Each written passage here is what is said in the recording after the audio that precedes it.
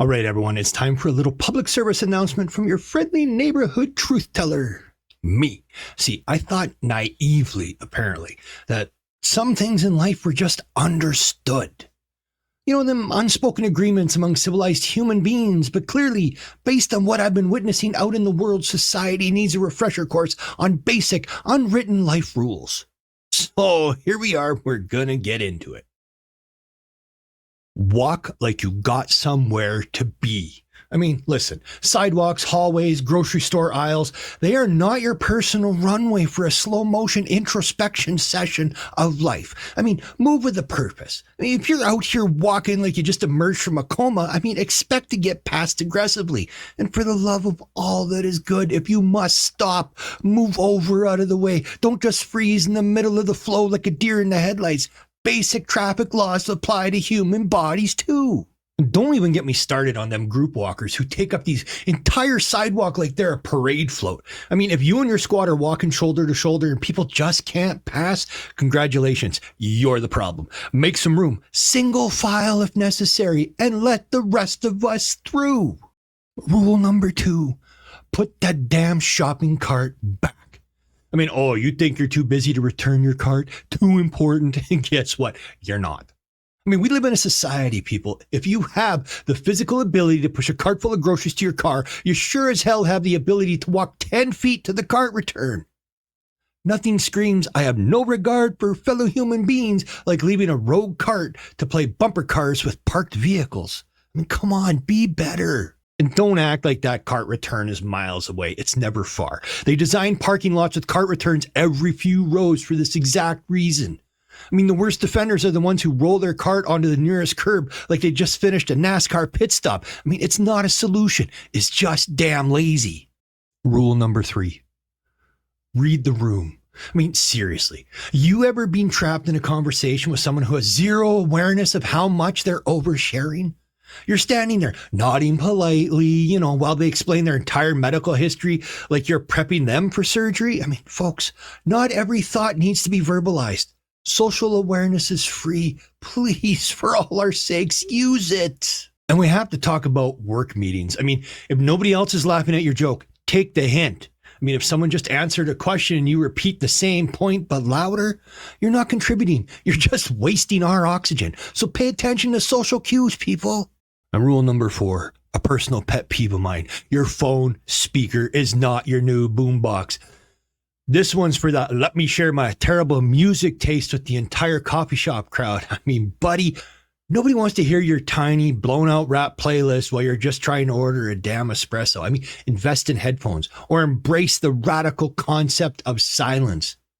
Your TikTok, your podcast, your phone call, it's not a group activity. And don't get me started on them assholes that do video calls in public. There is no earthly reason why you need to FaceTime someone at full volume while you're standing in line at the fucking post office. I mean, nobody wants to hear your half-shouted, laggy conversation about absolutely nothing.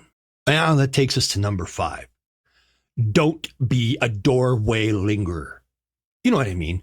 It's these people, that nothing makes my blood pressure spike faster than people who are going to stop in the doorway to have a deep conversation. I mean, it's a transitional space, not a park bench.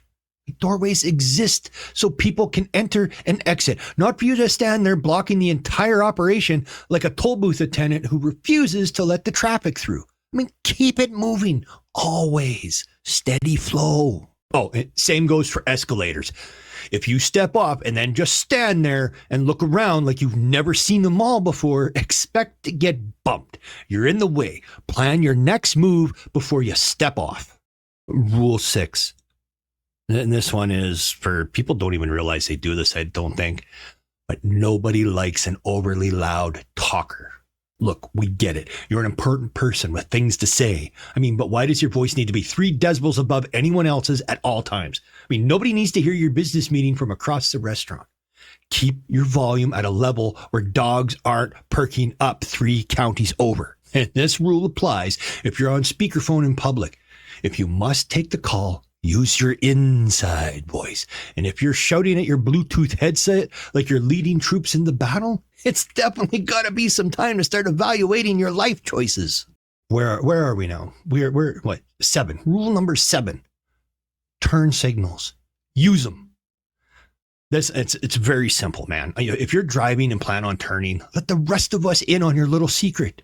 When your blinkers aren't decorative, they exist to prevent people like me from questioning my entire faith in humanity every time I get on the road. And don't just flick it on at the last possible second. A turn signal isn't a confession. It's a courtesy. Give people a heads up before you slam on your brakes. And to the folks who drive with your turn signal on for 10 miles and never actually turn, what's going on there? Are you lost? Or are you just keeping your options open?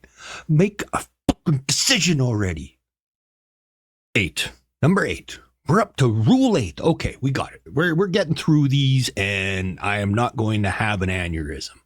But if someone hands you a camera, don't be the blurry thumb guy. Now, I know cameras are different and it's cell phones now. So, I mean, this is where it really bugs me, because how in the hell in 2025 do we still have people who can't take a decent photo? When you had a camera in your pocket for over a decade, it's not hard. Frame the shot, keep your finger off the lens, and don't take the picture mid-blink. And if you don't know what you're doing, just say that. We will find somebody else to take the picture. And for the love of all that's holy, take multiple shots these days. They're digital. They're quick. I mean, this isn't the era of film where every picture costs money. If someone asks you to take a photo, snap 5, 10, 15 of them really fast. One of them is bound to be good. So there you have it. 8 simple, unwritten rules that should be common sense, but clearly aren't. Follow them, and you might just avoid being the reason that somebody gets so pissed off someone gets a random punch in the face and then has to make a video like this. So all I got to say now is goodbye, and you're welcome, society.